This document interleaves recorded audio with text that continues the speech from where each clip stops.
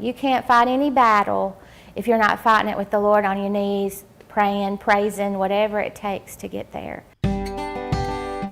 Be real, be you. I think for so long,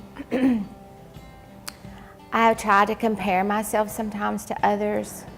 And you know, you want this perfect life and this perfect look because you think everybody's perfect because, you know, you're more in tune with everybody else now with social media. What the Lord is really speaking to me is just be you. I created you uniquely to be who I wanted you to be and who I need you to be in the time that you're in. And if you're busy trying to be like everybody else, then you're not being who I need you to be. Sometimes we put on these masks or these faces that we have everything together, and I think today people want to see, hey, we really don't have things together. And we really do fall apart at times, but that the Lord really just brings us through it all.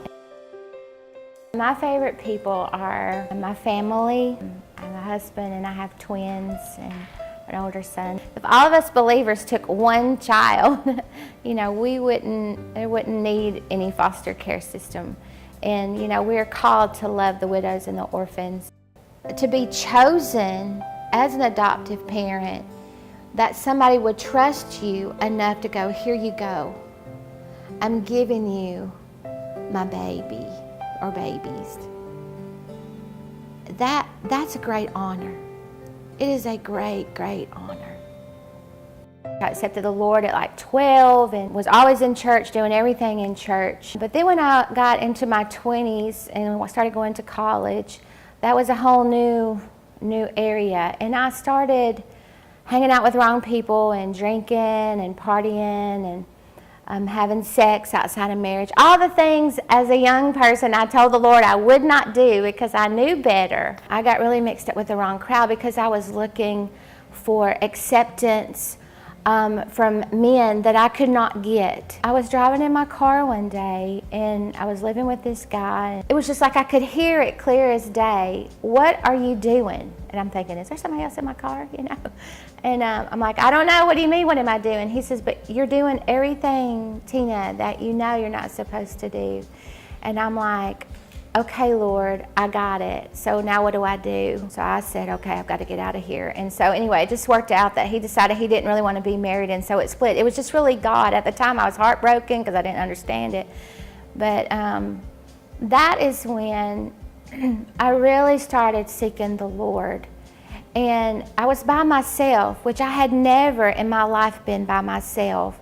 I had left my parents' house, went to college, left college, and then went to live with this gentleman.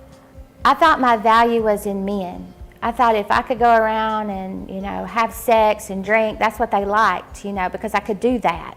And that's what I thought I was good at, if that even makes any sense, how our minds do. I started reading my Bible, I started going to church, trying to get connected with people in my life.